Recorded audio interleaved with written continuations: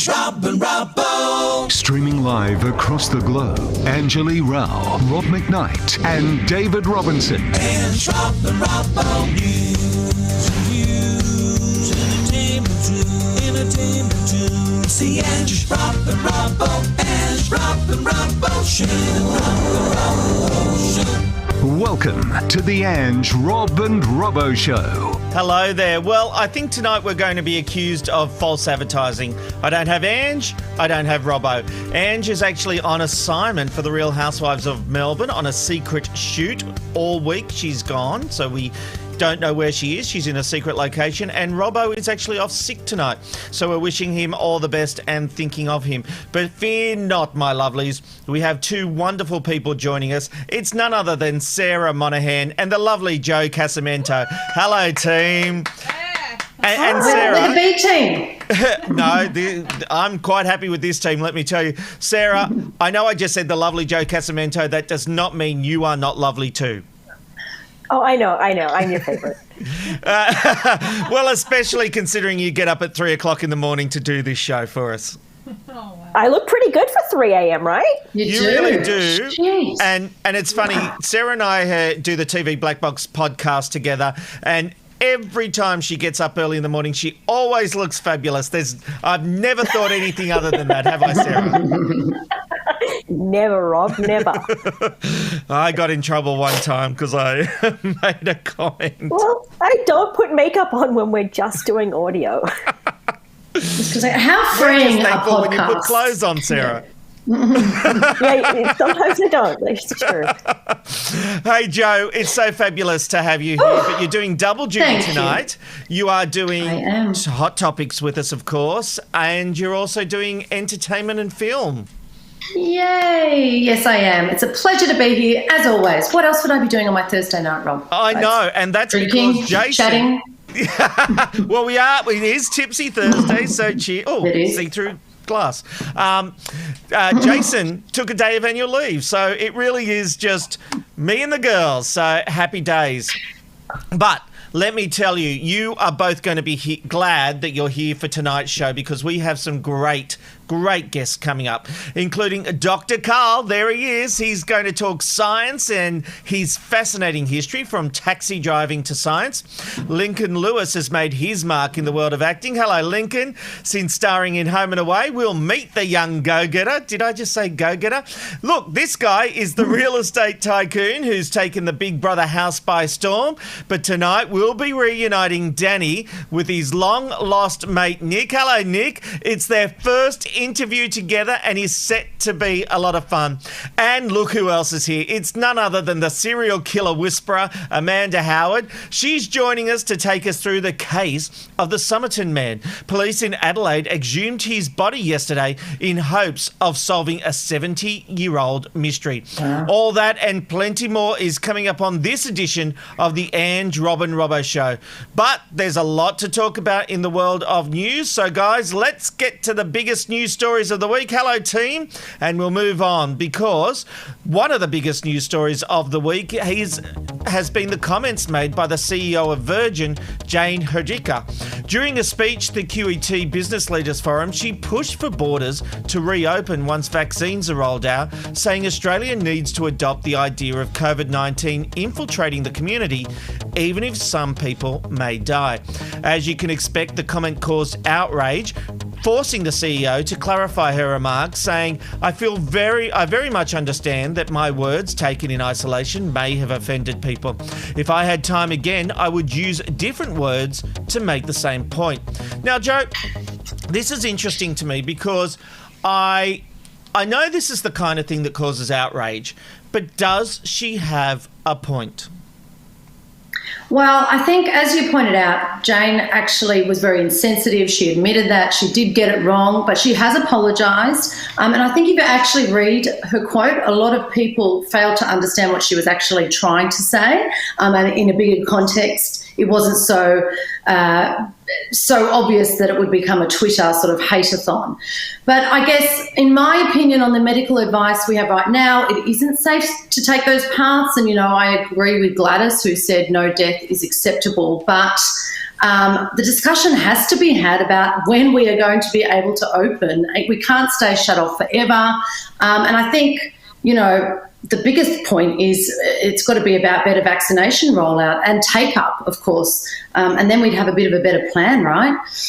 Otherwise, we won't see it happening for a very long time. Yeah, Jo, you said she took back her comments, but she didn't really. She just said she should have phrased it differently. Phrased it better. So she does believe that people might have to die, but borders need to reopen. Sarah, it's tough, and I understand what Jo's saying about Gladys Berejiklian saying no death is acceptable, but what is the balance between keeping the economy flowing, having borders open, and accepting the fact that in this age of COVID, we cannot protect everyone?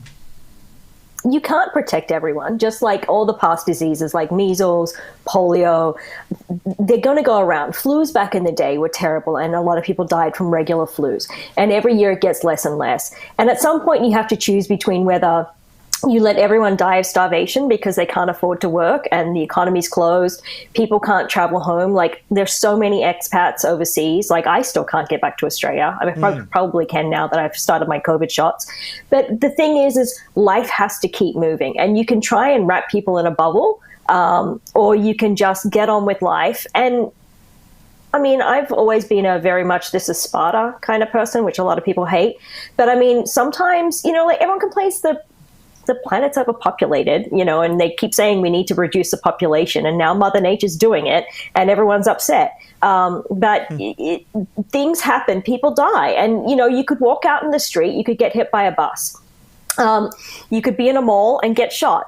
Things happen. Everybody's going to die eventually. It's just how you die. And I think at some point people need to stop living in fear, because I think a lot of the problem with COVID is, it is a 98%, recovery rate, and everyone's acting like if you get it, you're going to die. And that's just not true. Like, my husband had it, didn't even know he had it unless he got a test. And it's just, the weak may die, and that's sad. But at the same time, everybody else needs to keep moving and getting along with life and get the economy going. People need to start traveling again and just stop living in fear. I think the problem, though, Sarah, for us living in Australia is we've done such a damn good job of protecting ourselves in the last year and a bit, and a lot of businesses have gone under, my own included. There's been a lot of sacrifice. So then to say we're just going to open it up again now, and we're not immunised yet, and heck to what happens, is very hard for Australians to swallow. I think Australians, by and large, like where we are, like being isolated. And I know it's very different in the States, obviously, because it has been around, and you've seen some people suffer and some not so much suffer with the flu. But I think here we feel a great, level of, not pride, that's the wrong word. What word am I looking for? But we feel safe and cozy here. I think there is a pride in the way we've handled it. Unfortunately. There is, and a lot of people look at you that way, but there's also still several 100,000 Australians who are overseas who would like to come back to Australia who can't because the borders are closed. So unless you're a cricketer, Jo, do you let these people in? Because apparently we let cricketers in early before everyone else. Well, I do think we have the capability and the facilities to actually, we've done such a good job. Why on earth we can't have, a really great technique of bringing them in plane load by plane load and putting them up in certain hospitals or areas. But Jo, I can't see why we can't be doing a better saving job lives, are you for keeping the border closed?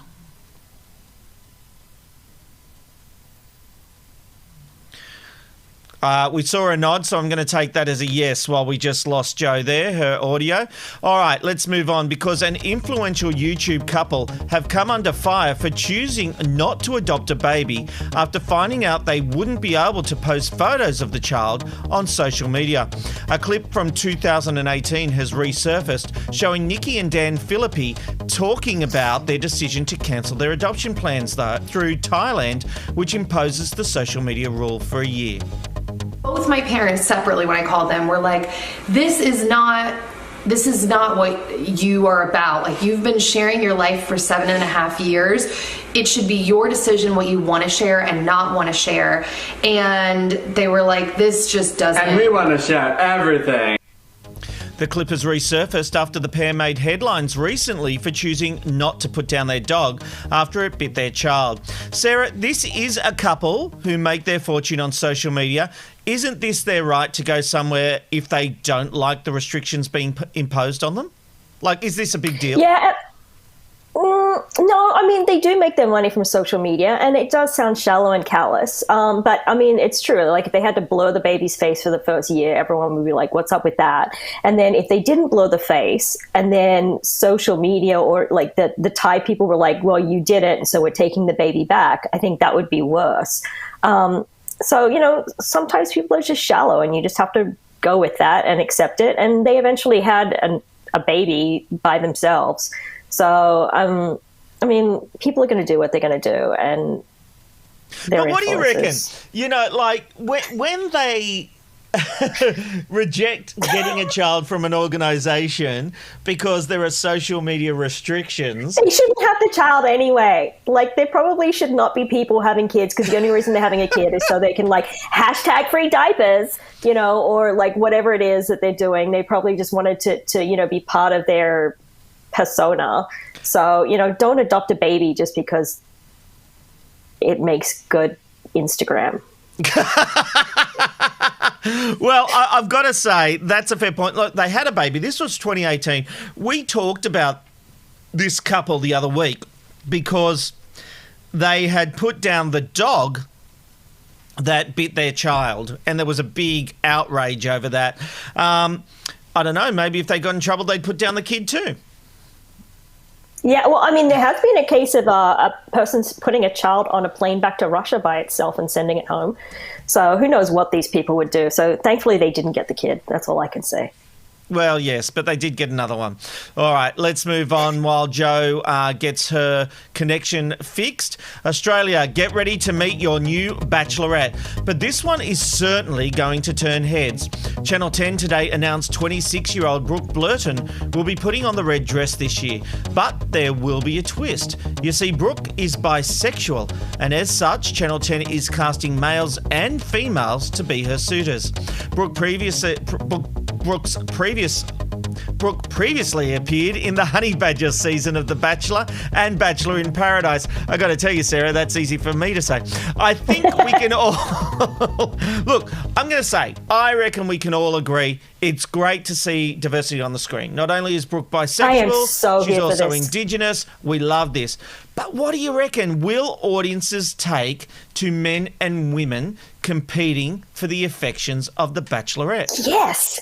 You think they will? It's going to be perfect because everyone always talks about, oh, women are this way when they're on, like, The Bachelor and men are like this on The Bachelorette. And this time you actually get to put them together and see whether they are catty or, you know, like, will men and women compete differently for a woman's affection? I think that'll be the interesting part. Yeah, it's interesting. I can't say that I'm confident that viewers will come. I really hope I'm wrong here. This is going to be a great litmus test of where Australia is in... Everyone wants to see two girls making out. Everyone wants to see that.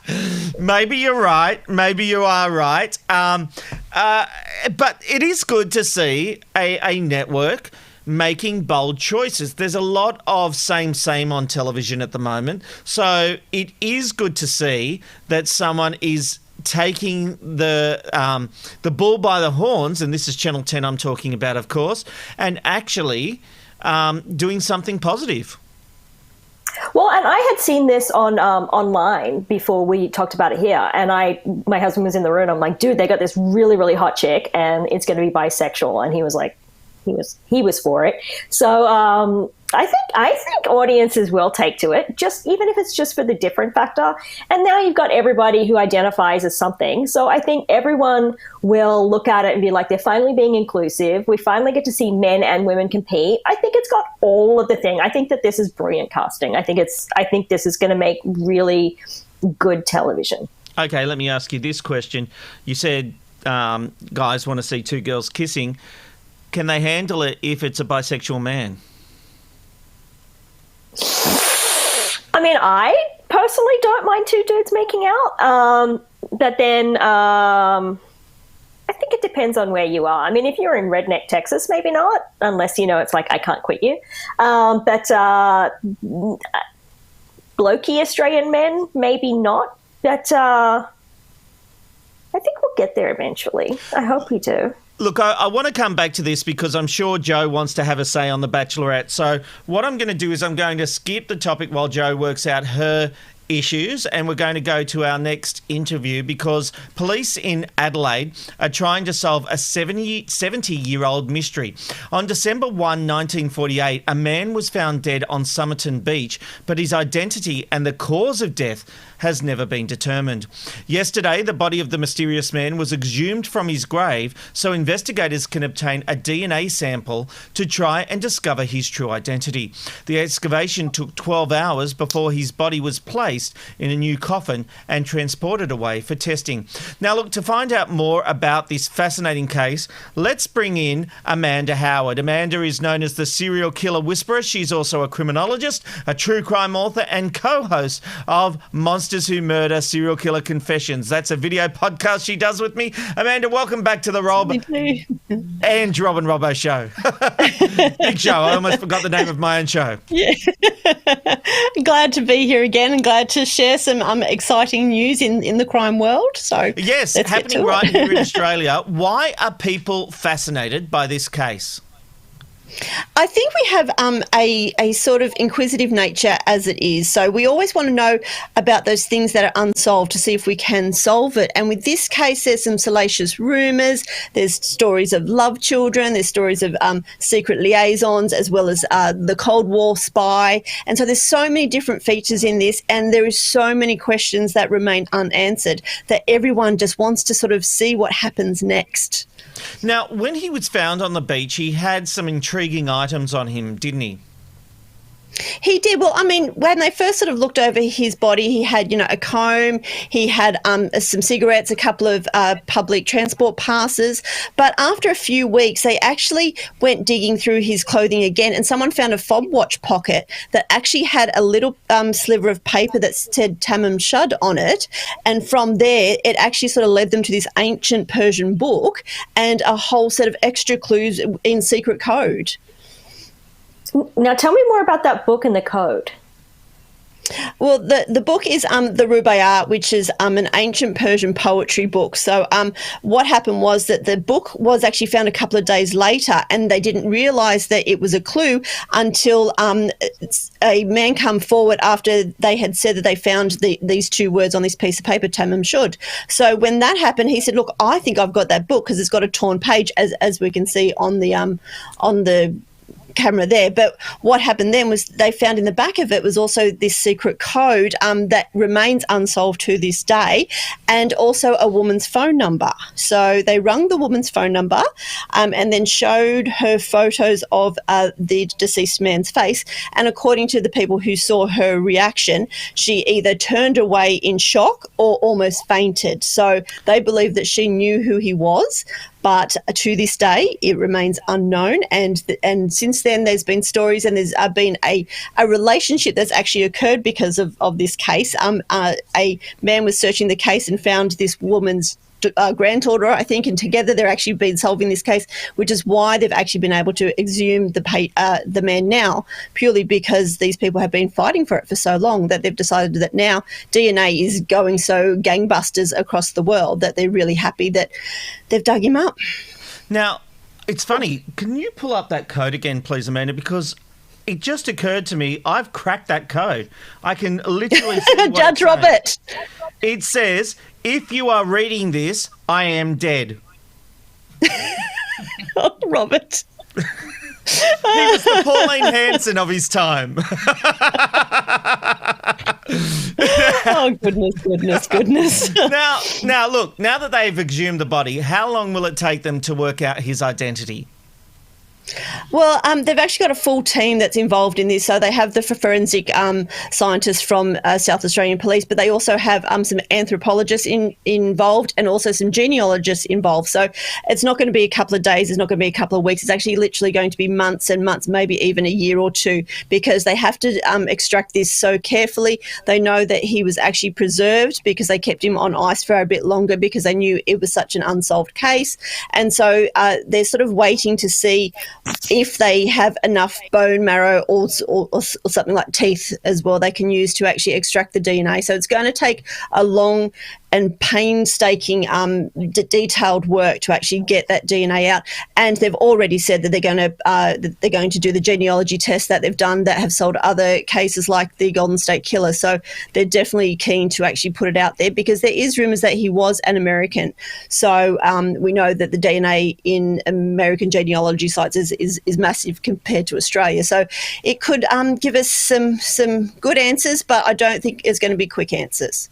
Okay, well, you can get more of Amanda's insights by watching the video podcast she makes with me. It's called Monsters Who Murder, Serial Killer Confessions, Bad Jokes and All. You can find it by going to mwm.uscreen.io. That's mwm.uscreen.io. Amanda, thank you for joining us on the Ange, Rob and Robbo show tonight.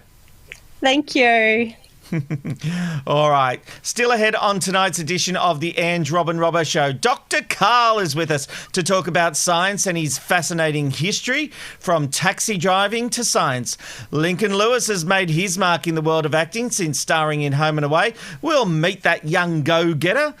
And he's the real estate tycoon who's taken the Big Brother house by storm. But tonight we'll be reuniting with Danny and his long-lost mate Nick. It's their first interview together and is set to be a lot of fun.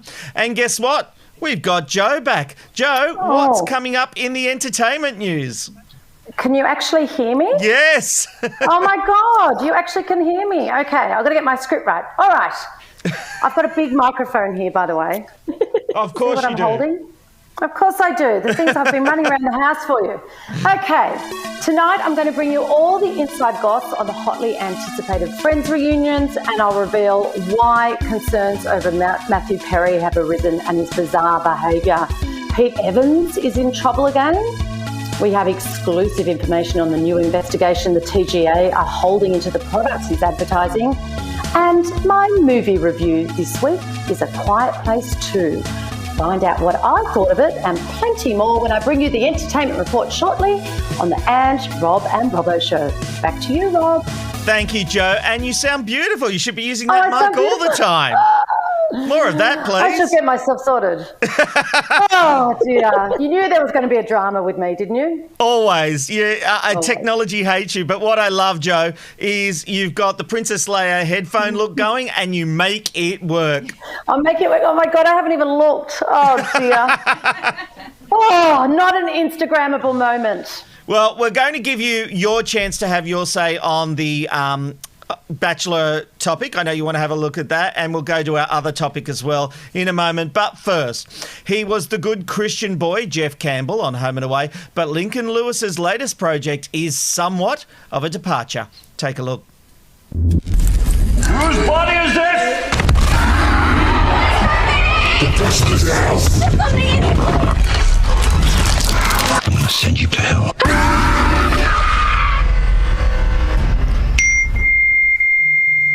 Wow, that doesn't look like Home and Away. Celebrating this upcoming release and his hugely successful career, Lincoln will be appearing this weekend at Supernova Comic Con and Gaming in Melbourne. Lincoln, welcome to the Ange, Rob and Robbo show. Legend, thanks for having me. How you going? Mate, that is the weirdest episode of Home and Away I've ever seen. You know what? The storylines, they just keep getting crazier and crazier. Now we're there. We're at the possession stage. You know it's coming. You know it's going to happen. Absolutely. Like Summer Bay, we've knocked out every single thing, and now all of a sudden we've got to take it around to the paranormal side, and that's just it coming full circle. And then after that, we'll go back to how it started out in the 80s. But, fair enough. This is where we've got to get to. Absolutely. Hey, mate, that does look absolutely terrifying. But what I love is you're showing your range as an actor. You've done the soaps, you've done the action films. Was horror something you were always interested in doing? Yeah, definitely, mate. I really appreciate you saying that as well, because that's definitely something I've really wanted to do, is just to keep trying new things, and obviously, yes, the Home and Away to Tomorrow When the War Began, and then moving on to different things in Australian television and film. But horror is something that I haven't really touched in too much of, and it was definitely new territory for me. But then in saying that kind of worked out really well for my character, because everything that he doesn't, to give a little bit of a background as to my character Liam in The Possessed, he is the nephew of John Jarrett's character Jacob. And Jacob, played by John Jarrett, has the gift to be able to see and perceive and extract demonic beings from people. My character Liam doesn't have that gift, but he's apprentice, he's offsider, so everything he's experiencing is almost secondhand, and he's kind of making his way as best as he can. And so for me, in the horror genre, I'm just having a go, and I'm really trying to get that done. Mate, that actually sounds fascinating. Let's go back to Home and Away. You achieved so much success with that show. You won a Gold Logie even. You were on Dancing with the Stars, and then again on the All-Stars edition this year. How grateful are you for that as a launching pad? And could Jeff Campbell ever come back to Summer Bay? Hey, look, honestly, extremely grateful. That's my first episode. Yes, look at that mock head. How's that thing? Honestly, I will be forever grateful to Home and Away. That was as for an actor of, as a beginning actor, but also it wouldn't have mattered, what you come in having done beforehand or anything like that. Home and Away is its own entity. It's amazing. You learn so much doing that show, but then it's not, you learn about the fan base, you learn how long it's been going. It's got such a loyal and amazing fan base, but the craft that you're able to, your own craft that you're able to work on is something I can't really even put into words, because you're just going all the time. You're surrounded by veterans. You have no time to sort of drop the ball. It's sink or swim, and it's just, mate, it's an amazing show that I feel very fortunate to have been part of. And look, if the opportunity ever got thrown back at me, to reprise Jeff, I mean, it would have to be one of those things where they'd have to it would have to be the right storyline. Sure. Look, I loved every second of my time on that show, and if there was ever an opportunity to come back with a good storyline, I can't imagine an actor that wouldn't jump at that. Well, I can think of one who got very upset when she was asked about Home and Away on the morning show, but okay, always one. Always one. I'm talking about Melissa George, of course. But, mate, what I love is that I can see a genuine love for what you did on that show, and you're not embarrassed about it, which can happen. It got your foot in the door. You've had a very successful career, and I love that you still love the fact that you did that. Yeah, mate, honestly, not to put it, in a bit of a nutshell, as an actor, you want to work on a good project. This show is as well as Neighbours, they're Australia's longest running television shows, but families grow up watching them. And for myself, my sister, like a lot of my time, I was doing footy training around the time I was on. But my sister, who was born deaf, she watched Home and Away with captions so that she could sort of learn how language, teenage language kind of was spoken. And really? So it was a really beautiful thing to sort of watch Jamie Lee watching it with caption. My sister's name's Jamie Lee, sorry, and what she watched it with captions, and it helped her language skills. And it helped her develop that through her high school years. And then I'm getting goosebumps thinking about it at the moment, because when I got told I had the role, I remember my mum and my auntie were in this furniture shop. I'd gotten the call, and that was the third character I'd auditioned for Home and Away over 3 years. And then I remember getting the call from my agent, and I just went to the other side of the furniture store, and I answered it because I was either going to probably have a teary or scream in just with excitement. And I just screamed. My mum's turned around the other way, and she's just seen me like looking like this. And she's like, no! Anyway, it was on, and I just remember that feeling of excitement. And then I printed out the email where they said, well, they want you as Jeff Campbell for Home and Away.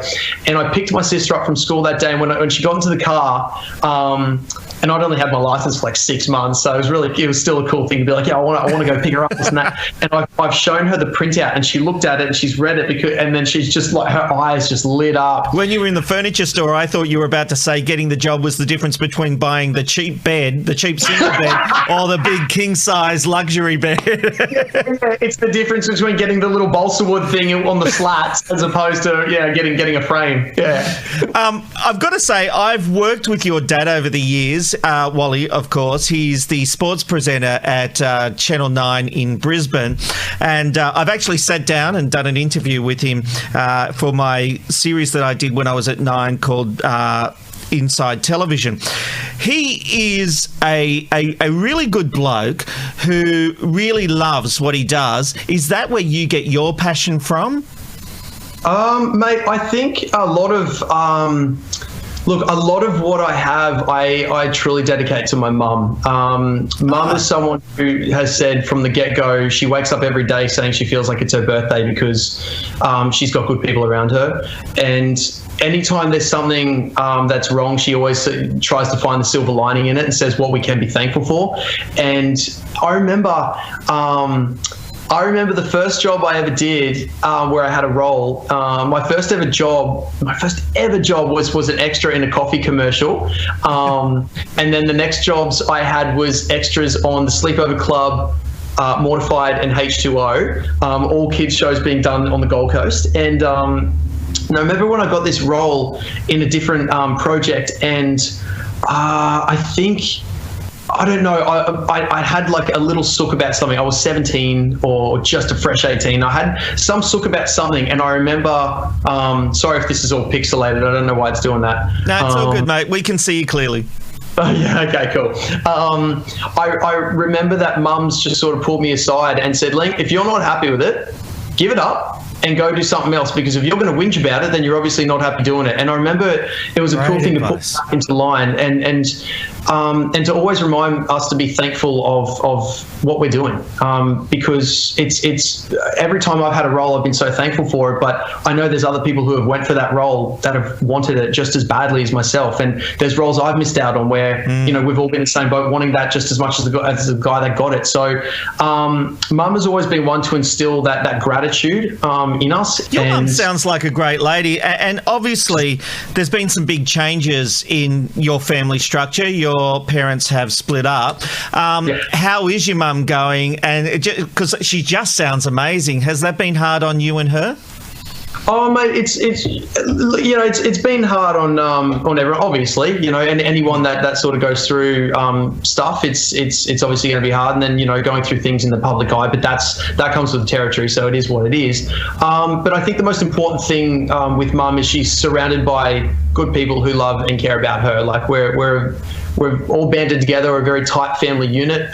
She's got some amazing friends around her, and that's the thing. That's the thing that gets anyone through anything. And whenever I've had chats to people about, I've given chats about mental health, or even giving chats in acting workshops, whatever it may be, from the smallest things to when you're talking about something as great as mental health. Any obstacle, everyone's going to go through obstacles in life, and everything is always going to be relative to you as an individual, and that's kind of one of those things where we say, look, if something gets you down, don't allow yourself to sort of try and brush it away by going, okay, there's someone in another country that's got it, this bad, because, and that is good to put things into perspective, but we always got to remember everything's relative to us as an individual, and what may affect me might not affect you, and vice versa. So at the end of the day, to have good people around you that love and care and support you is the main thing. And so obviously she's got that around her, and we have our up days and our down days and stuff like that, but she's surrounded by good people. So that's an interesting point. And I'm sorry, what's your mum's name? Jackie. Because when something like this happens, we can feel a sense of we lose our self-worth. When someone leaves for another relationship, and we lose that sense of self-worth. And you talk about mental health, which I think is one of the biggest issues that isn't really being spoken about in this country. So I'm really pleased that you are an advocate for that. And it just sounds like you are really looking out for your mum, because this has to be a hard time on her. Yeah, definitely. And yeah, I'm glad you put it like that, because, yeah, at the end of the day, we help ourselves by helping each other. And you know, no one can go through anything alone. Like, you can, I think the thing in this country is that there's been for a long time, there's been a bit of a culture which is just kind of, brush it off, it'll be sweet, you know. Don't worry, don't sort of tell anyone because you know, it might ruin their day, whatever it may be. Because everyone's strong, we can be resilient, but when it comes to things like our mind and our heart, they're very tender things, and they're things that we need that sense of community around us. You know, when we talk about things physically, the human body is very resilient. We can get through things, we can push on, we can do this, we can do that, but mentality is a completely different thing, and it's good that it's now starting to get spoken about on a much wider level. But you know, it's very long overdue, but it's good that, you know, it's getting spoken about, and I'm stoked that, yeah, you even just highlighted it like you did. Well, mate, your mum is very fortunate to have someone like you in her life, and your sister, I'm sure, too. And it's, as I say, it's times like these we need the support of loved ones around us. So please send her all our love from the Ange, Rob and Robbo Show. I'm sure that will mean the world to her. She'll go, what's the Ange, Rob and Robbo Show? Honestly, that's the thing, and that's that thing that mum's always instilled is love coming from someone is love. It doesn't, you know, it doesn't matter if it's from a stranger or someone you've known your entire life. Someone that can put a smile on your face is worth more than you can put into words. And so, you know, you passing on well wishes it would mean the world to her. So I'll definitely pass that on. Thank you. Oh, awesome, mate. Well, look, you will be at the Melbourne Supernova Comic Con and Gaming this weekend. You're going to be on a panel and doing meet and greets. Are there any guests on the lineup that you're geeking out about? Yeah, well, there's someone who's a good friend of mine, Nicholas Hamilton. He was in It, and we did a movie together a couple of years ago, Danger Close, The Battle of Long Tan, and he's become a good friend of mine ever since. And I haven't seen him because he went straight back to Los Angeles as soon as we finished, I think to do It too. And then obviously there's Miranda Otto and David Wenham. But in saying that, I got to admit, like, to be honest, Mum and I would stop whatever we were doing during the day whenever I'd be at home visiting her and stuff like that, so that we could listen to Dr. Karl. Well, you need to stick around because Dr. Karl is coming up a little bit later in this very show. I saw that, and that's why I turned into it, like, I'd swear, a kid in a candy shop. As soon as I saw Dr. Karl, I was like, how good. He's the man. Like, Dr. Karl is a boss. Yeah. So if I get to say hello to Dr. Karl, I will be stoked. So, yeah, obviously, David Wenham and Miranda Otto, they're just absolute legends, and they're icons of our industry, let alone the Australian industry as well. And my friend Nicholas Hamilton, but Dr. Karl, what a bloke. To be honest, you're my favourite guest tonight, of course, but I am looking forward to seeing Dr. Karl a bit later. Can I just say, honestly, how much fun this is. Thank you for having me on. This is so much bloody fun, mate. And this Gold Coast Supernova was my first ever appearance at a convention as I've always went as a patron. For years I went to Supernova and Comic-Con and all that as a patron, and I actually got to go and speak on a panel for the first time. I was so excited. So this is actually my first one where I will get to go for an entire weekend as a guest of Supernova. So for everyone at Melbourne, I apologise for if I'm overly giddy and I am just jumping everywhere. I'm just going to be so freaking excited because it's my first time, and it's going to be sick. Well, you can go to Supernova Comic Con and Gaming in Melbourne, hang out with Lincoln all day. He'll be there as part of the crowd as well, not just on the panels. You can go and get your tickets at supernova.com.au. All the tickets and information are there. Lincoln, this has been an absolute delight. Thank you for being on the Ange, Rob and Robbo Show, mate. Mate, my pleasure. Thanks for having me on. Anytime you just let me know, I'll be back, and I can take you coffees, or I can just say hi to Dr. Karl. Whatever you need, I'm here. Brilliant. All right, mate. Thank you very much. We'll see you soon. Thanks, legend. What a great guy, Joe and Sarah. Isn't he the best? Honestly, so full of life. I love my children, but I want him as another son. He's Now, gorgeous. It's his mum must be interesting. so proud. He was very open, very honest with us, but I did see a comment while I was talking to him about his parents' divorce shouldn't be brought up, in my opinion. It's an interesting thing, when we talk to people, and I've never met Lincoln before. That was the first time I've ever spoken to him. But it's an interesting thing when you're interviewing someone, isn't it? The questions you ask. And I've got to say, I hadn't actually planned to ask him. We script questions, but then I go in different places, and as you guys do when you're interviewing people.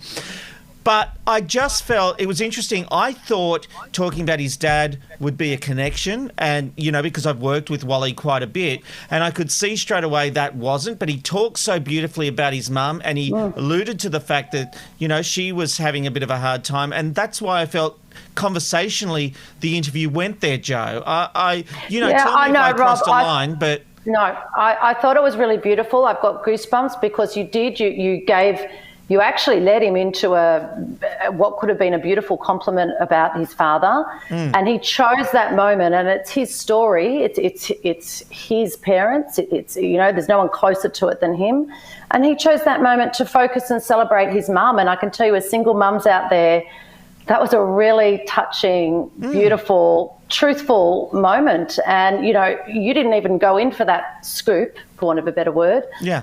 He gave it to you because he felt comfortable enough in that interview, and he went there, and it's his story to tell. So it's up to no one else.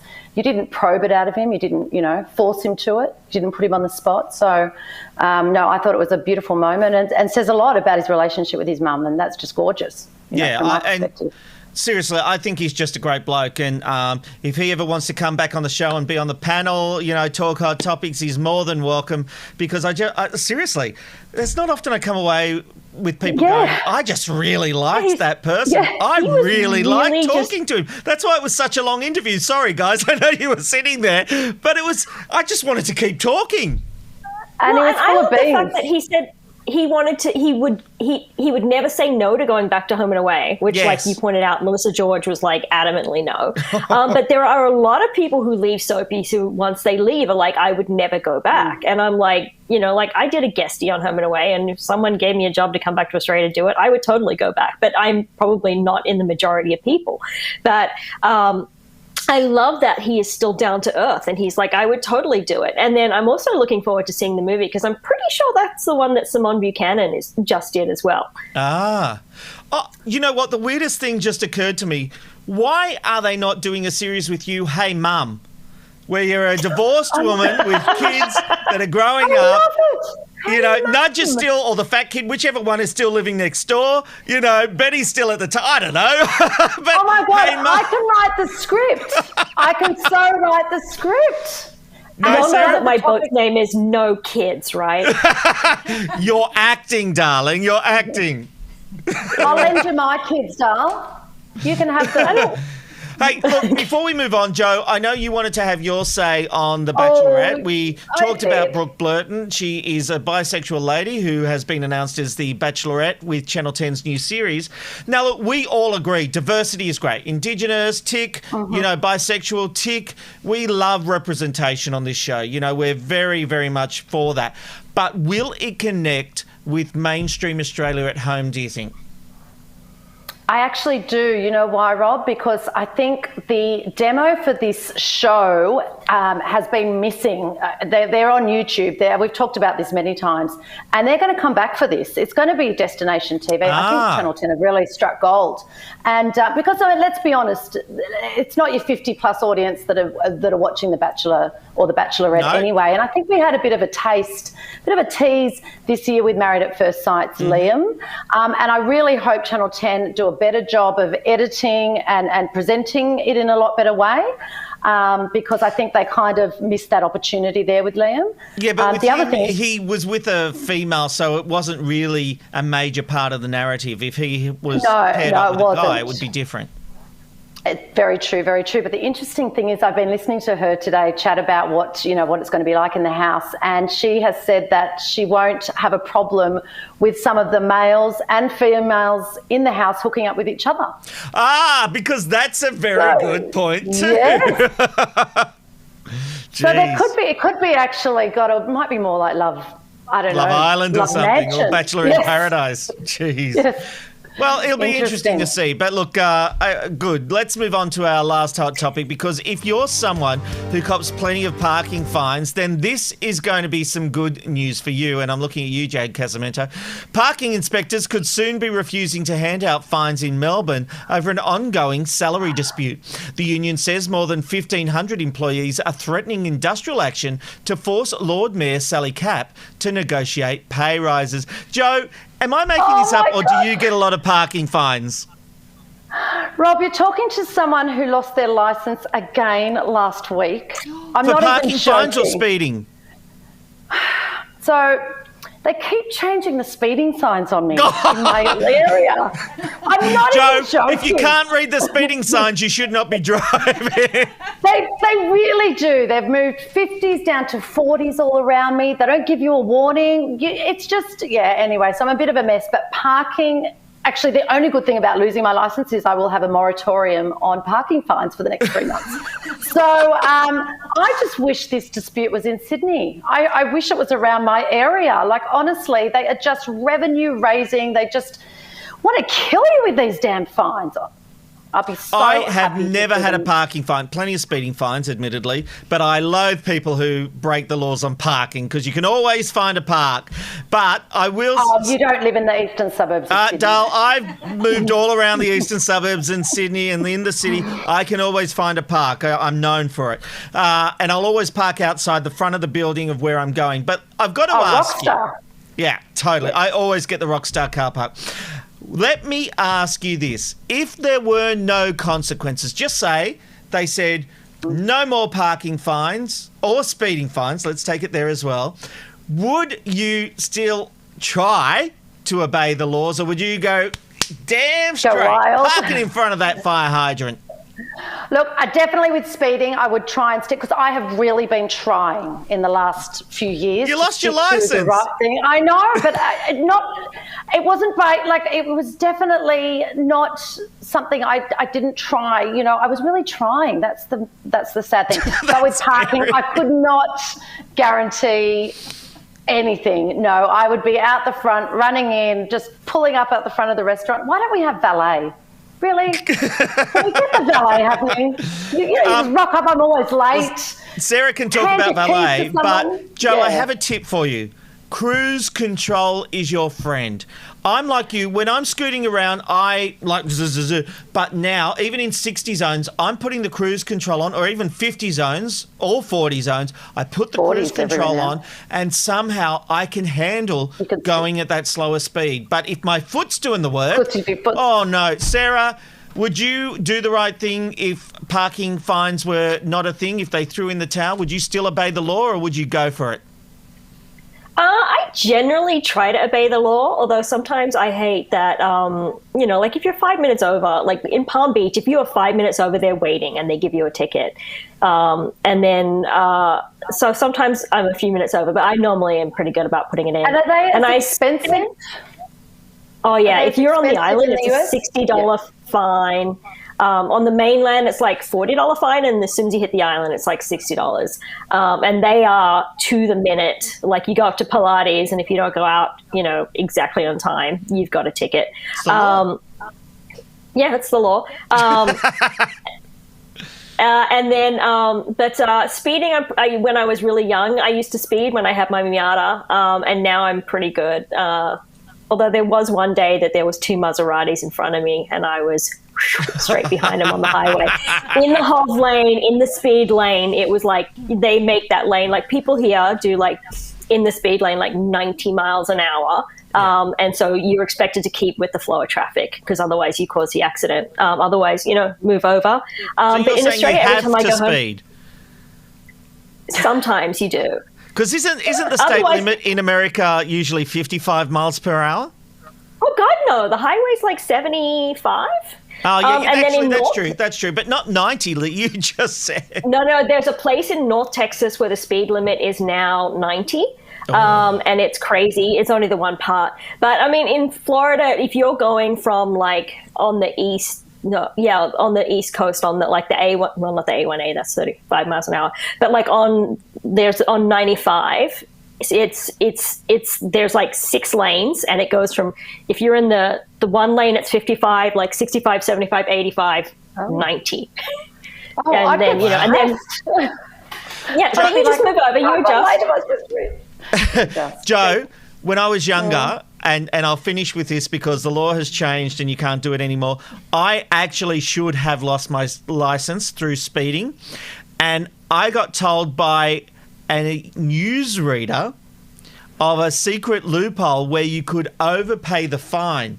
And if you overpaid the fine just by $5 or $10, the government couldn't deduct the demerit points because they were in credit to you. And so I got the check back from them.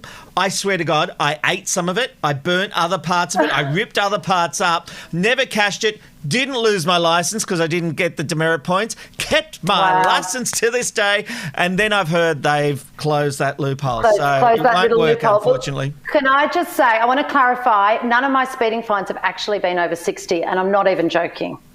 I'm seriously not joking. So what you're doing 60 in a like school zone where kids' lives are on the line, Joe, and you're zooming through at 60, not caring a damn hoot who you're killing. Those kids, 10 points there, 10 points there. Should have got across faster. That'll teach you. People are going to be riding in. They haven't been school zones either. They're like the city. Oxford Street's now 40. It was 50 last month. They've changed it all. My poor twins, I'm trying to teach them to drive, so I can't even do that anymore. Oh, no. Pay for the lessons, Joe. One last thing. The thing I hate most of all about school zones, especially in Sydney, is when it's a school zone, you have to go down to 40, but the kids literally can't cross the road. There's big fences. They've got the bridge that goes over, yet the cars still have to go down to 40. Absolutely ridiculous. And on that note, let's take a look at some traffic around the world as we take you to our random live shot of the day. It's the random live shot of the day. Where are you going today? You never know where you'll end up with the random live shot of the day. And today we're taking you to Seoul in South Korea. Look at the flow of traffic there, going really well. This is a live shot. Seoul is home to both the largest underground mall in the world and the largest indoor theme park. They're experiencing an overcast day there today, as we can see, with a top of 20 and a bottom of 15. All right, let's get into some of your feedback that's coming through to the Ange Robin Robbo show. And we've got this one. Woohoo! Sarah and Joe. Yeah, I agree. No Robbo or coloured shirts. Get better, Robbo. But hey, hello, Joe and Sarah. It's the SRJ show. Sarah, Rob and Joe. I tried. Hurrah, the sisterhood represents tonight. And Rob, I'm part of the sisterhood. What are you talking about? You are. Mary Matthews says, I love Dr. Karl. He's just around the corner, Mary, so make sure you keep watching. And Matthew says, would love to see you back in our TV shows, Sarah. I couldn't agree more. Well, send your feedback through by commenting on our Facebook page at The ARR Show on Facebook, Twitter and Instagram, or search for Ange Robin Robbo on the other social media platforms. Well, they were the unlikely power couple on Big Brother, the real estate agent gunning to win and the relaxed colourblind house painter. But last week, Danny and Nick were separated after Nick was blindsided and sent home. Now, reuniting for the first time on camera, they joined us earlier today on the Ange Robin Robbo show. Danny and Nick, thanks for being here, boys. Hey, guys. How are you? Now, you two are reuniting for the first time, and you guys, as we were setting this up, you guys have been going crazy. Have you had many conversations, Danny, with Nick since the recording of Big Brother ended? I have. We speak a couple of times a day, and to be honest, what we were in the house is exactly the same as what we are out of the house. I speak to Danny more than my wife, so... Well, do you speak to Danny more than your dog, though, Nick? No. That's impossible. Danny looks like my dog, though. There you go. That must have been what to it. Look, I described you on the TV Black Box website as Laurel and Hardy. Danny, why did you two work so well together? Because on paper, I've got to be honest, it makes no sense. Okay, so I can clearly articulate this. I knew that Nick, I'm a great reader of people and I can do it quickly, and in the Big Brother house you had to do it quickly. I could tell that Nick had an infectious laugh, but not only that, Nick actually listened to people. So Nick would listen intently and then he would laugh at them, which would make those people feel good. So I picked that up, that he did that with me and other people. I knew that Nick would be popular. I knew that I'd be quite boisterous and over the top. So I basically pulled Nick in. I used him as a shield in some regard, that I knew that his popularity would help my gameplay. I know that sounds selfish, but the bonus of that is we became great friends. So, and opposites do attract. So that's sort of who I saw Nick from a strategic point of view. In the bunker, I didn't realise I'd actually picked the dumbest guy in Australia to go into battle with. Who would have thought Danny would be selfish? I didn't see that one coming, Nick. But look, I've got to say, it wasn't always smooth sailing. In the first episode, you clashed over a decision whether to evict someone or not. Danny ultimately went against your wishes and evicted Max. This is where I thought the quick friendship you had developed would come undone, but it really formed a bond between you two, even though you thought so differently. Looking back, I now changed my mind about Dan's decision on that first night. I thought it was very ruthless at the time, but he made the correct call. But yeah, no, I knew the minute I met Dan, I knew that like the friendship, no matter what happened, was never going to end. So, yeah. Did you feel like Danny was sort of like the guy you needed in the house? Oh, absolutely. Yeah, I've told many people that I just went in there just, trying to sail on smooth waters and thought I could just get along with everyone. But I needed Dan's intensity, absolutely. Yeah, he was just someone great to feed off. Yeah, we had a lot of fun and we took the piss out of a lot of people, but he was just brilliant. He was straight down the line in a house full of fake people. I was, very, very glad to go to the bunker with him on the first night. Danny, we've got to talk about the blind side that happened to Nick while you were sick. You were essentially out of the house. You were separated from the rest while they thought you might have coronavirus. When you came back in and found out Nick had gone, was it just pure rage you were feeling? No, I was hurt. I was hurt because 13 people had voted for Nick, who was the most popular guy in the house. And it's not just that we're there to evict people. You also want to be in the house with people that are cool and fun and are genuine. And when Nick was taken out of the house, I felt that was a person that was unnecessarily taken out of the house. I felt that some of the Christmas decorations perhaps should have been cut off the tree and been sent home, but they weren't. They took out Santa Claus, and I didn't like that at all. It was really interesting because straight away you decided to play a very smart game. You did, of course, that whole scenario felt like it wrecked your relationship with Mel because she, of course, voted for Nick and didn't need to, but she was obviously trying to save herself. But you went into strategy mode, didn't you? Correct. I knew that I had to change sides straight away, and I had the opportunity to invite those people, my five worst enemies. I mean, I hadn't even spoken to Marley one conversation at this point, 3 weeks in, and I used the big red button opportunity to invite 5 of my... Are they nemesis? Is that the word? Yeah, into that limousine, and those guys just opened up, and I said, "Well, embrace me. You've beat me. You've won. What can I do to save me?" But they didn't know that I was undercover, and that's where I started the narrative of I'm going to be buried deep within the belly of the beast, so I can cut the head off when I get a chance. Nick, let me ask you, do you respect the fact that his first couple of days after he got back in the house was all about eliminating Katie and getting revenge for you? That's friendship, isn't it? Oh, I think he said, "I'm now playing an emotional game," and I was sitting on the couch at the time watching that, and I just thought, I didn't expect anything else, but still at the same time, I thought, he could easily just play like a selfish game now and whatnot. But that just goes to show Dan. He was willing to get evicted the next day, which he said to Katie and Jess, if this backfires. So, yeah, it was really, really nice to hear. But, yeah.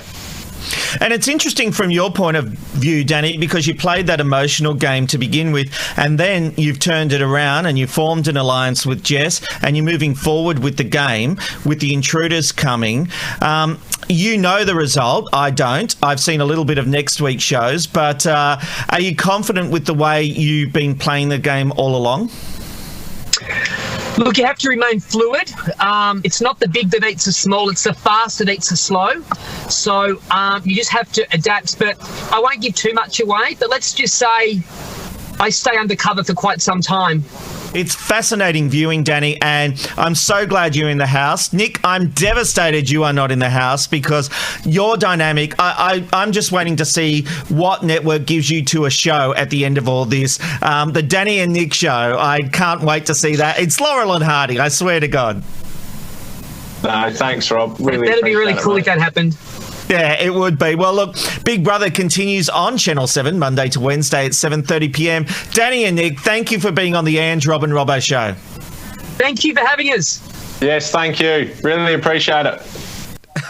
We've come up with a whole load of shows tonight. We've got Hey Mum, the Danny and Nick show. We could make a fortune as producers team. 100%. Yeah, we just need our own production company.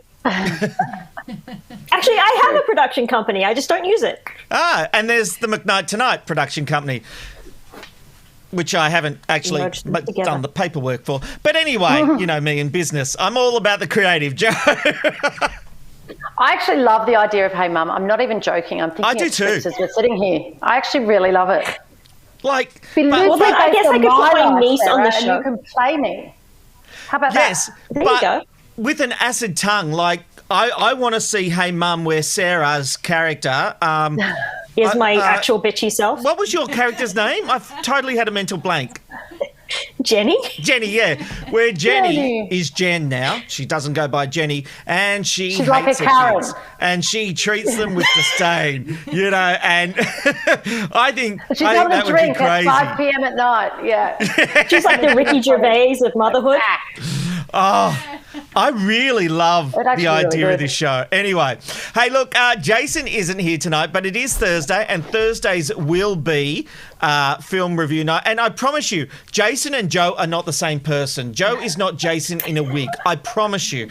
They will next week hopefully be here together. Joe doing film, Jason doing entertainment. But in the meantime, Joe, it's good to have you with us for entertainment. Now, we're talking about film. What did you see this week? Oh my goodness, last night I had an amazing night in the cinema, which is always fantastic in this COVID age. I saw A Quiet Place 2, which follows the deadly events of the first film and sees the Abbott family facing the terrors of the outside world as they continue their fight for survival in silence. Let's take a look.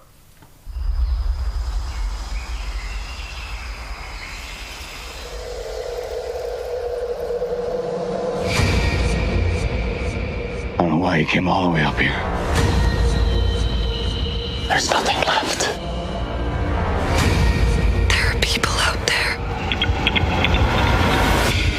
People worth saving.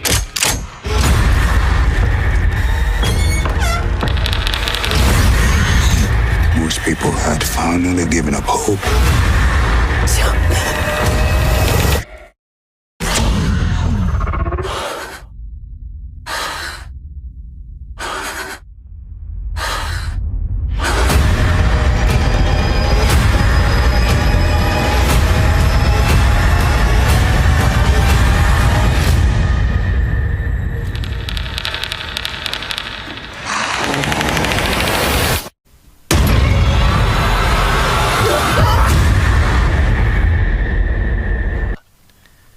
Okay.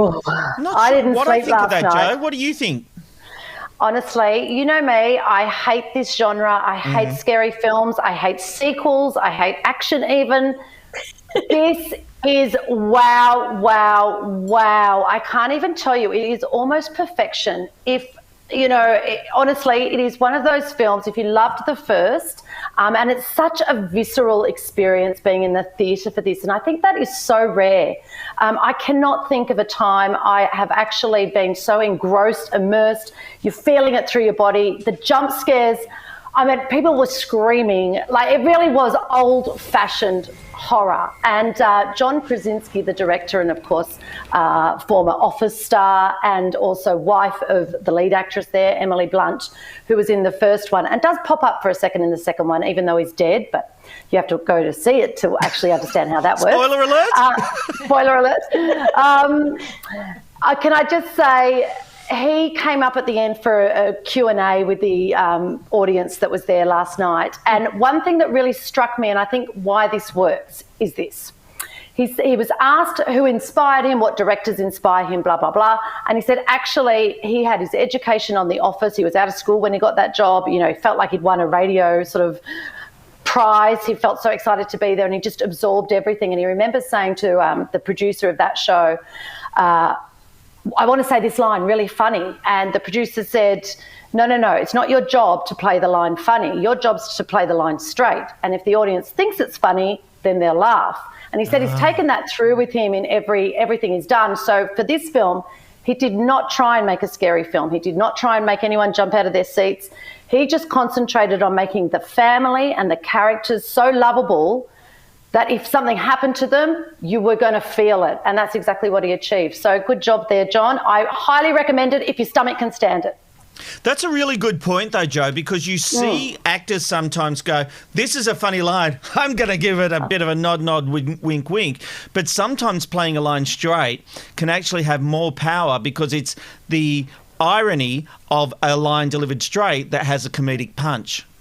100%. And I think with these scary movies, the producers and directors are so, trying to make it scary that the characters are so lame, we don't really care if that person's head's chopped off. So in this instance, it really worked. And I think, as a sequel, it's amazing. So 4.5 big chop tops from me for that one. I'll have to go and see the first one. Oh, the guy dies. You have to. Maybe not. Come on. Now we have a look at the new come out a year ago. Sorry. COVID. Yeah. We're going to talk we've got about to look at the spoilers one day, Aretha Joe. Franklin biopic. That's right. This is no spoiler alert. Aretha Franklin, do you know that she's actually no longer with us, Rob? No, I didn't. I thought she was still alive. Oh, God. Are you joking? No, I really did think she was alive. Okay. Well, we've seen a lot of biopics. What a way to break it to me. Sorry, Rob. Oh, dear. We see a lot from Queen and Bohemian Rhapsody and Billie Holiday, the one that I previewed the other week. Now we have a new trailer for Respect, which is, of course, the one with about the Queen of Soul, Aretha Franklin. Let's take a little look. You're special, Ree. You have a talent they call genius. You better think about what you're trying to do to me. How old is she? She's 10, but her voice is going on 30, honey. How many albums have you had? 4. And no hits. I need you to focus and avoid frivolous distractions. Honey, find the songs that move you. Until you do that, you ain't going nowhere. I need a change. I want to sing what I want to sing. Okay. Find out what it means to me.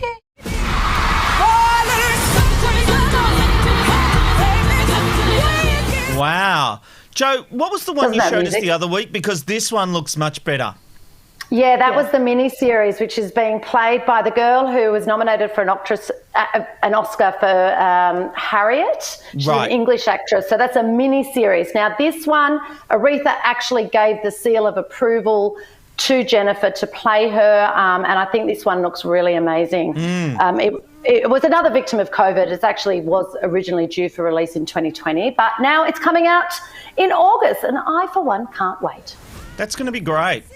Now, look, let's move on to entertainment. And our good mate, Pete Evans, say good mate, is in some more. I don't know why I said good mate. He hates us. But Pete Evans is in some more trouble gonna that's love me right. even more now. I know. I can't even imagine how he feels about you right at this minute, because this is a developing story, as you know, actually broken by you on TV Black Box yesterday. Yeah. And that there is a new investigation taking place by the Therapeutic Goods Administration against Pete. Now, you'll remember he was fined over $25,000 last year by the TGA for promoting a biocharger device, claiming it could be used against COVID. Apparently, this new investigation is not COVID related, but in relation to another therapeutic item and some others that he has been advertising. And Rob, this is so under wraps, and I need to know how on earth you found this out, because it was so under wraps that even Pete Evans doesn't know he's being investigated. Although after your story yesterday, I'm sure he's fully aware now. After all the controversy last year, he was, of course, dropped by publishers, kicked off Facebook, booted last minute, wasn't he, from I'm a Celebrity? It's hard to see any sort of redemption anytime soon for Pete. It's interesting. It's interesting how stories come your way sometimes, and obviously I will not be revealing my sources, but I can tell you the Therapeutic Goods Association is definitely looking into him. They are on the verge of issuing him with another fine. I have seen communications about this case. They won't comment publicly. In fact, the TGA, when I approached them, said we do not comment on compliance issues, and that's what this is. This is a compliance issue, because the big thing here, Joe, is when you promote a therapeutic good, there are real conditions that go along with the advertising of those goods. So if you make a claim about something, you have to be able to prove it. And I first came into this world when I was doing advertorials for the morning show, because every claim that was made by an advertorial when it came to these therapeutic goods had to be passed by the TGA, or could be fined by the TGA if they weren't actually true. So there's a lot of testing of claims that goes across, and if you're caught, we saw that Pete Evans got a $25,000 fine. So this is serious stuff, and the last thing Evans needs is another fine, but I can tell you they are circling, and I got the feeling from what I saw, but I'm not going to confirm this, it's more than one item. So that's going to be the big thing to watch out of this from my sources. But, you know, as I said, they're playing their cards very close to their chest, but we may, in the next month or so, see an official announcement from the Therapeutic Goods Association telling us that they have fined him if they deem him to be guilty. If they don't, if they look into him and deem that he didn't do the wrong thing, then he's fine. So how does it work? Does someone make a complaint, or are they looking at everything that's advertised, or...? No, they proactively look. You don't have to complain. It's not about classification issues like on television. Basically, this department are constantly looking for people breaking the law. So they take therapeutic goods very seriously. We're talking about medicine. You know, claims that you can put those electrodes on and get muscles. You know, that used to be a product that I think was discredited from memory. It's the Therapeutic Goods Association that is in charge of making sure we're not sold dodgy therapeutic benefits, basically. So Bruce Lee lied to me? Yeah. You can't put those on? No, I really wish that one was true. I want to sit there with my beer, watching television, and have the electrodes going, giving me peps. That's what I want. That must have been tough on the morning show, to get, you know, with all those advertorials with tummy, you know, wobbling machines and all that stuff. Oh, they try to push it. The people doing it try to push it, but we always had to go through legal teams about claims and what was being made and can it be proven. So it's serious business, actually. It would be surprising that the US... Sorry, Sarah. Go ahead, Joe. Oh, no, I was just going to say it would be surprising that after that initial COVID incidents, he hadn't, you know, dotted every I and crossed every T. Maybe he just thought it was because of COVID. We'll see how this one plays out. Sorry, Sarah. No, I was just going to say, I'm sure that now Pete's just on their radar and they're watching everything that he does. But yeah, in the US, it's like you can spruik anything because you've got the FDA, which is like actual drugs, and then you've got therapeutic stuff, which you can basically, anything that doesn't get passed by the FDA, you can claim that it's just therapeutic and it's fine, and it's buyer beware, basically. You have to do some research. Oh, okay. Joe, I've got mixed feelings about the upcoming Friends reunion. I do too now after seeing the trailer today. We got a new look at the reunion today with the first proper trailer. I'm going to show you also. Let's have a look at some of that. Okay. Oh my God. Here we go. Where's the tissue box? The cast of Friends. It was an incredible time. We became best friends. Yeah, I'm gonna cry now. When I watch the episodes, I'm laughing out loud because you all make me laugh so hard. I know you know how big the show is. What you have given so many people is an experience of huge comfort. Oh my God! We felt like we had these friends. I love you guys so much.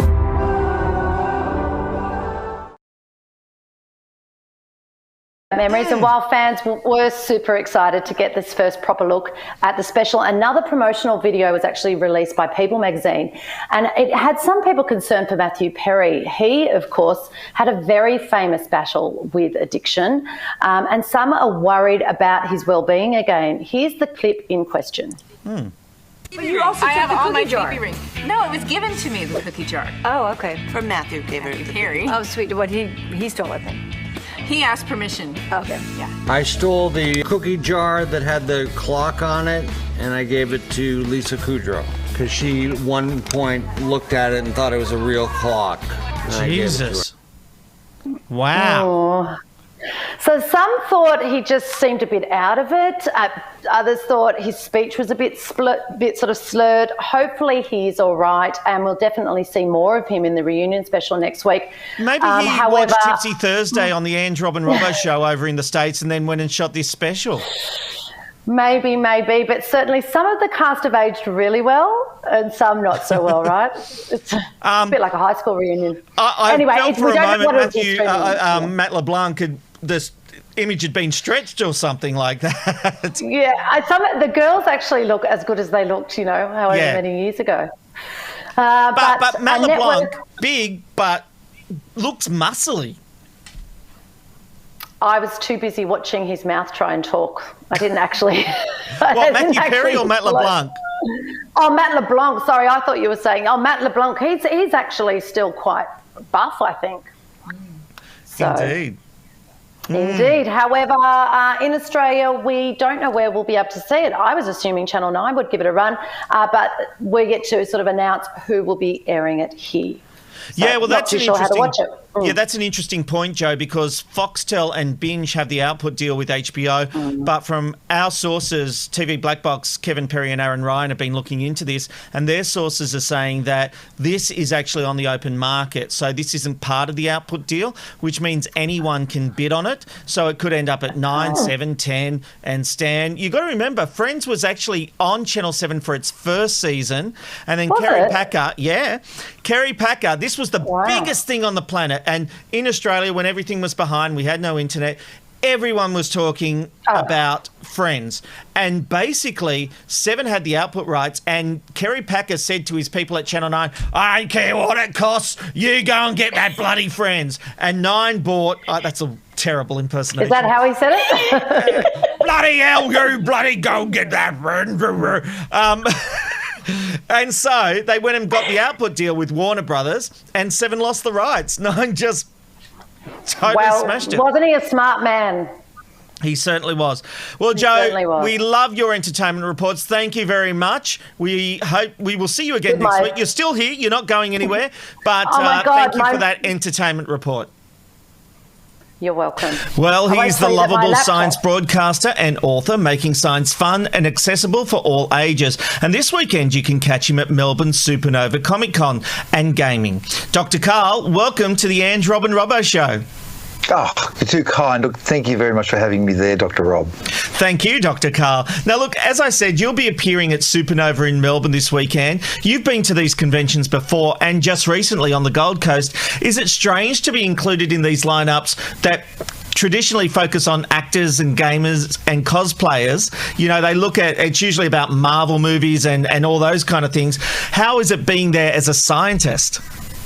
Well, knowing my audience And having been a taxi driver in the past, and at one stage, having had the entire collection of Thor and Silver Surfer comics, I know these people and love them.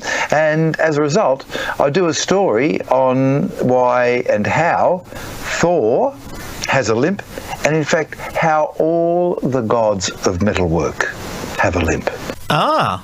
Dr. Karl, you just mentioned the fact that you were a taxi driver, and a story that I've only ever heard you tell once, and that was on the Andrew Denton program, was about an incident you had as a taxi driver, and it really was something that changed your life, wasn't it? Yes, I wouldn't go into it then. I won't go into it now, but basically I was at risk of getting killed. There were a few of those when I was a taxi driver. One was when I was coming back from Campbelltown into Sydney, and in the sticks out near Enfield there was an empty paddock before the mobile servo, and I suddenly heard this voice, "Taxi!" So I was coming back empty, so I jammed on the brakes and screeched to a halt, nobody around, and then suddenly way off into the left in an empty paddock, a woman started running towards me with a bunch of guys behind her, and they were a fair way behind her, and she jumped into the cab and said, "Drive, drive, drive, drive, drive." And so I took off. But then one of the guys caught up and then was able to open the front door. She was in the back seat. Jeez. Was able to open the front door, and then I was still driving. I had no idea what was going on. It all happened too fast. And then he slipped and he grabbed the front door, the B pillar. Now, you know the A pillar is the one next to the windscreen, right, and the B pillar is between the front and back seats, and the C pillar is the one right at the back near the rear window. He grabbed the B pillar, and then the door slammed shut on his fingers. So I'm dragging him down the road because this has all happened in a fraction of a second. Yeah. And she's shouting, "Go, go, go," and he's screaming. And I thought, oh my God, I don't want to chop off his fingers by dragging him down the road. So I stopped. His mates came and opened the door, beat me unconscious, grabbed the girl, took her away, raped her, and then broke her legs and dumped her in a ditch. How does that affect you? I mean, did you at that point think I've got to give up this job and move to something else? No, because I didn't realise it then, but I didn't have the numbers. But in general, most people are okay. And if they're not okay, usually they're just misguided. They haven't seen the light. Yeah. Only about 1% of the population suffer or have psychopathic tendencies. And this gives them an enormous advantage in life because they don't have to worry about telling lies or any of those other things. They just lie anyway. And this means that they can end up in different places depending on a 2x2 grid of are they intelligent or not intelligent, are they violent or not violent. And so if they're intelligent and violent, they can end up in the armed forces, the security forces, the police, etc. If they're intelligent and non-violent, they could be your boss at your radio show. I want to change pace because something everyone loves about you is your ability to make science understandable and engaging, even for people who typically wouldn't be interested. And you're finding a lot of success on TikTok. Is that an effective way for you to reach a younger audience? The beauty of TikTok is that you're getting through to an audience that ranges all over the place, but predominantly young and predominantly female. And they are so clever in some of the comments and questions that they put to me, and they have advised me on so many things. On the other hand, I was able to do my fabulously successful Diet Drinks Get You Drunker, and that got several million views. Another one that was very interesting that you posted on TikTok is that you have a condition which I'm not even going to attempt to pronounce, but it's also called face blindness. Let's have a look at that TikTok. Know me. No, I don't. Can you explain to us exactly what it is and how it is for you? Face blindness is an easy to understand term, and it's 100% correct. Technically, it's called prosopagnosia.